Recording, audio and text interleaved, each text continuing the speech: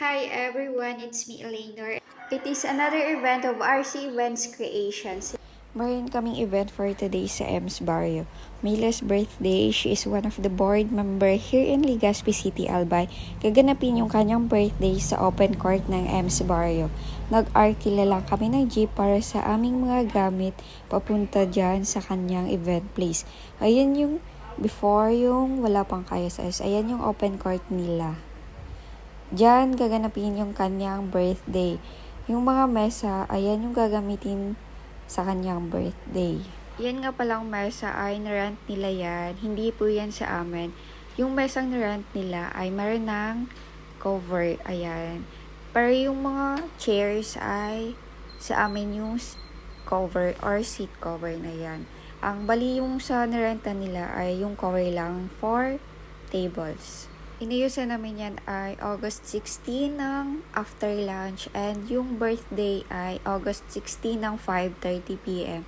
Pero hindi naman yan natuloy since yung weather ay hindi yan na exact time yung naging celebration nila since the weather is not good. Yung bakod ng kanilang court ay tinakpan namin na Gina cloth. Bali yung paglagay namin dyan ng Gina cloth ay ginagantakar namin yan. Yung mga chairs ay nilalagyan ko na ng seat cover. Yung panel boards ay nilagyan namin ng Gina cloth sa likuran ng white na tela. And after malagyan namin dyan sa may gitna ay nilalagyan namin ng shimmer glitter wall. And yung paglagay namin dyan, or paglagay ko dyan ng shimmer glitter wall, ginagantakar yan. Or pwede naman gumamit ng thumbtacks. Pero kami ang ginagamit namin ay gun tucker since yung gun tucker ay mas makapit or nalalagay talaga ng maayos and hindi talaga basta-bastang natatanggal dyan sa panel board. Yung panel board nga pala na gamit namin ay bali 6 na panel board. Yung 4 ay same design and yung 2 naman ay same pero yung 2 Gina cloth ay half lang and binalutan namin yan na blue na Gina cloth. And dyan kami nagsiset up sa gilid or dyan sa may tent since inaantay namin yung LED wall. Di kasi namin ma-set up agad yung mga panel board kasi wala pa yung LED wall and meron siyang sukat. So, pag nilagay namin or nauna namin si set up yan ng panel board, baka hindi sumakto sa LED wall na ilalagay dyan sa event na yan. So, yun nga, yan yung ginawa namin sa event na yan. Sa gilid kami nagsiset up and after that, or after malagay yung LED wall ay, ayan na, sineset up na rin namin dyan yung mga panel board, ayan. Ganyan kalaki yung LED wall nila. Yung panel board nga pala namin, bali yung stand ay tanggal-tanggal yan. Makita nyo naman sa akin, sa ibang video ko, yung mga panel boards namin. Bali, meron yan man na meron ng yung stand ay hindi natatanggal pero the rest ay natatanggal yung mga stand ng aming panel board. Yung mga chairs nga pala ay nilalagay na dun since ganyan yung setup ng magiging mga chairs. And yung mga table ay ilalagay pa dyan. Kasama nga pala sa package na inavail ng client namin ay yung elegant couch, mga seat cover, and yung mga table skirting decorations. Ayan lang yung setup or package na inavail ng aming client sa kaniyang birthday occasion. Yung RC Events Creation nga pala ay kinuha namin ay isang tao lang. Yung lagi namin kasama sa aming mga events si Chaeme. And the rest ay si Mama, ako, si Papa, and yung kapatid ko, siya yung mismong nag-decorate dyan sa stage. Pero pag big event naman yung aming madami kaming kinukuha na team. Hindi lang isa but it is 4 or 3 person yung kinukuha namin and binabayaran namin sila every event na sumasama sila sa amin. After malagay yung 6 na panel board dyan sa may LED wall or balian nyo, yung magiging stage ay naglagay dyan ng 4 na boxes and yung boxes ay meron ng salagot twigs. And yung purpose ng salagot twigs ay pinagtutusukan namin yan ng mga artificial flowers and leaves. Ayan. Yung boxes ay meron ng artificial leaves na color blue. And as of now ay nilalagay na dyan yung green grass carpet. Ayan lang. Wala silang stage na yung angat. Bali ganyan lang sa ground yung stage nila.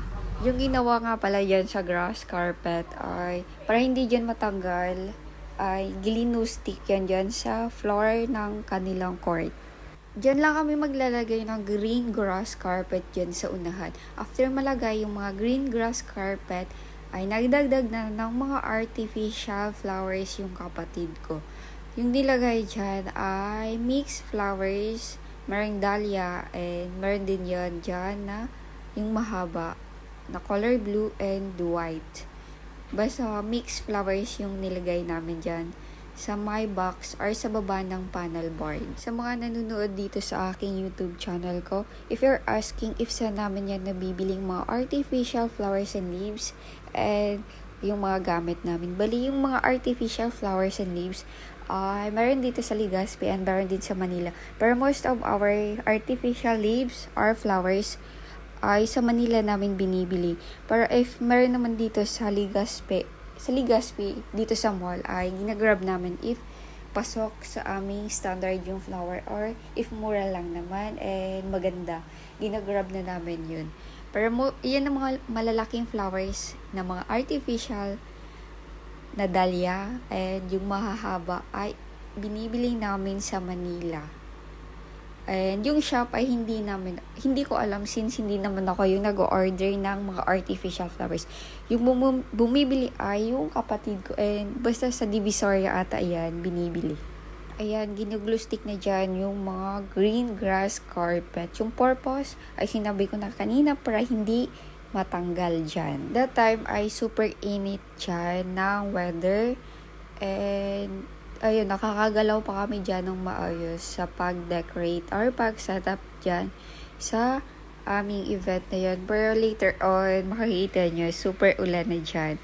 Simple lang dyan yung ginawa naming setup, but maganda ito and elegant naman tingnan yung pagkakasetup namin dyan. Pero kayo nang musgo or mag-judge kung ano ba talaga yung maging result ng aming pag-decor dyan sa kanyang occasion or dyan sa birthday ni Mila.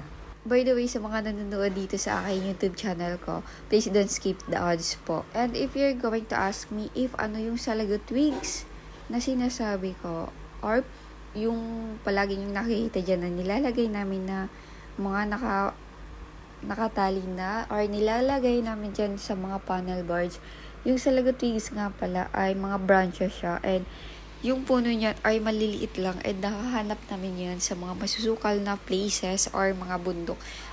Parang halamang ligaw siya. Pero ayan yung purpose niya. Yun, and sa mga taga-ibang lugar, ayan pala, if gusto nyong malaman yan, yan yung ginagawang Christmas tree, yung tinatanggal yung skin ng branches, yung pag natanggal ay nagiging white. Ayan yung Salagot Twigs dito sa amin. Ayan na yung ginagamit namin para matipid or para mas tipid kami. Since, yun nga, madami kaming mga events na dumadating.